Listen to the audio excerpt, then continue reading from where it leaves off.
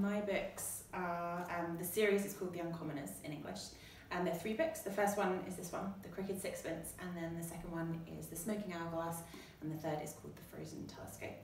And they are about a brother and sister, Ivy and Seb, who do not get on at all. They really don't like each other, but I thought it'd be more fun to go on an adventure with 2 characters that didn't get on and 2 characters that do. And they go on an adventure to a place called Lundinor, which is a huge market in these massive caverns under London. And in that marketplace, nothing is quite as it seems, because the people there only trade in one thing. They trade in uncommon objects. And here's where I need to grab a prop. So uncommon objects are everyday items that you might find around you, like at work or at school or at home, but something's happened to them, which you find out about in the books, that turns them uncommon. And when they become uncommon, they can do extraordinary things.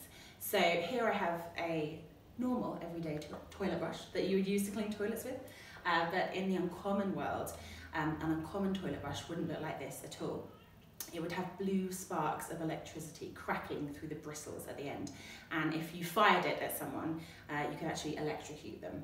And the people who police Lundinor are called underguards, and they wear uncommon toilet brushes on their belts to make sure that everyone is keeping within the law.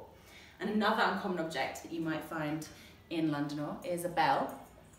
This is obviously a normal bell, which makes this sound, but if I were to ring an uncommon bell, it wouldn't make that sound at all. It would talk to me, because uncommon bells can talk, and different bells talk about different things. So this type of bell might be hanging on the side of a building in Lundinor, and if I rang it, it would give me directions to a shop that I wanted to go to, or it might tell me about a sale that was on in Lundinor.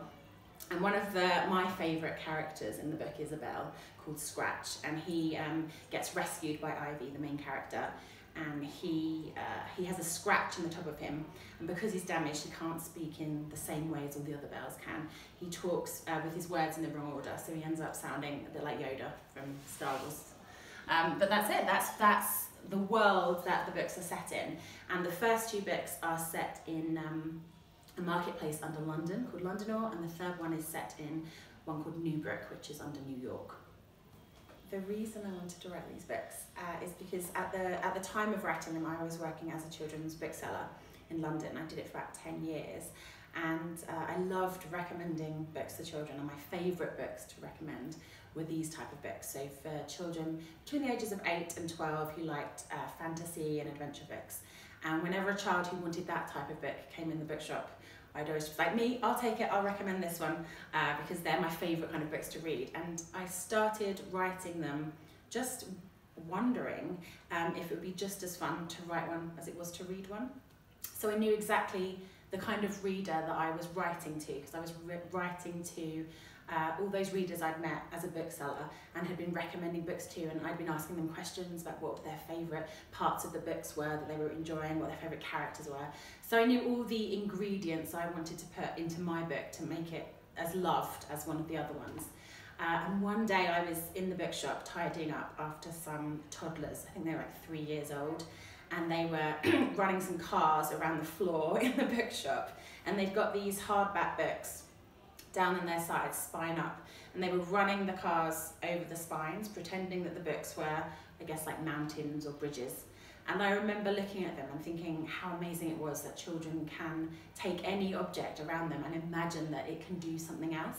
And that was the idea that really inspired the series and inspired me to write about this world. The reason that I decided to, I guess, base my fantasy world in reality and look at making mundane, everyday objects magical and extraordinary was because I just thought it would be so much more fun for a reader if they read the book and then they kind of put the book down and they looked around them in the room and they thought, I wonder what could be uncommon in here. You know, I wonder what that chair could do, or I wonder if I open that window, what that can do. And I just liked that idea. I thought it would be more fun for the readers to be able to do that once they'd finished reading the book. I feel very lucky to have been able to meet some of my readers and receive fan mail, which is brilliant. I always pin it up on my notice board in my office. And a lot of them tell me that they just really like the idea of uncommon objects, and they send me suggestions for, you know, maybe I haven't thought of an uncommon object that I can put in the next book. And some of them are amazing. I remember one girl sending me a suggestion for a lipstick that when you put it on, it just changed the way your whole face looked. And the suggestions are always amazing. And I love the comments and the way that my readers describe how reading the books makes them feel. My favourite one was this girl who wrote to me to say that she loved reading my books, and when she read them it made her feel like a rainbow was exploding out of her head. And I just thought, oh, that's brilliant. I was just like, yes, that's exactly how I want you to feel. And I wrote them entirely for the purpose of them being fun. I just wanted to write the most fun story that I could imagine. So I put in loads of bits of, there's scary bits, and there's like really horrible bad guys, and there's also just really, really fun bits, there's confusing bits, there's a good mystery all the way through. I tried to put in some twists and turns so no one is quite exactly what you expect. The good guys are really good. One of the main characters, Ivy, has to be really brave in certain situations, but you can only be brave if you're scared at times. And so I made sure that they all had you know, vulnerabilities, the main characters. So yeah, I've just tried to write the most fun story that I can, and hopefully the fan mail agrees with that. There won't be any more Uncommoners books for now. I'm not closing off the series entirely. I would love to return to that world and write another series. I've been thinking about writing one with one of the minor characters in the book. One of my favourite characters is a guy called Johnny Hands, who's like a bit of a, you're not quite sure if he's a goodie or a baddie throughout the whole series. And I'd love to explore his character more and maybe do another set of adventures set in the world. But for now, I've drawn a line under them because I'm working on new books, and I wanted to build a new world that was just as amazing as the Uncommoners world. So I've been working on that for the past year. My favourite books to read are children's books. I actually don't read any adult books at all. I find them, I just find them really boring. I just switch off within the first few pages, whereas children's books normally just have a fantastic hook straight away. So I read a lot around the kind of books that I write. And actually, I have tons and tons of adult friends who love reading children's books because they're just so much fun and energetic.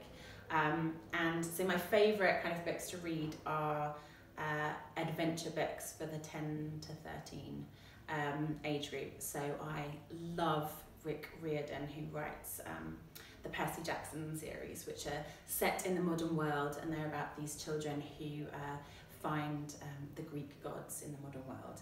And that's amazing because it's just like magic and sword fighting. It's fantastic.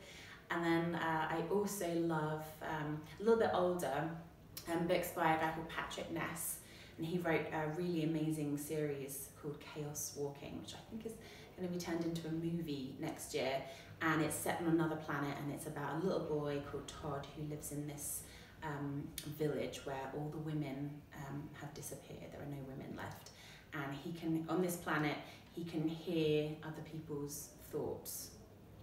And it's called Noise. And in the opening chapter, he goes into this kind of part of the woods that he's not meant to go to, and he finds a little girl, and she doesn't have any noise. And that's the beginning of the story, and it's absolutely fantastic. So I'd recommend both of those to any adults searching for a really fun read that might be different to what they're normally reading. Yeah, they're both brilliant. So first of all, I'm going to read a section when Ivy first walks into Lundinor. So she first walks into this magical new world. And at this point, she's on her own because Seb has thrown up over a policeman and got himself arrested. So her brother's in trouble, kind of insta trouble straight away, and she has to set out to rescue him. And this is what she sees when she first walks into Lundinor. As Ivy caught sight of the view beyond, her legs went weak. Lundinor wasn't just a market, it was a city. A sea of crooked rooftops, spires, towers and chimneys, belching everything from smoke to bubbles to glittering fireworks, stretched into the distance. The cave was so big that Ivy couldn't even see the surrounding walls. She crept to the edge of the terrace and look down at the web of cobbled roads and shadowy alleyways, flickering with lights and movement. No way. It wasn't possible.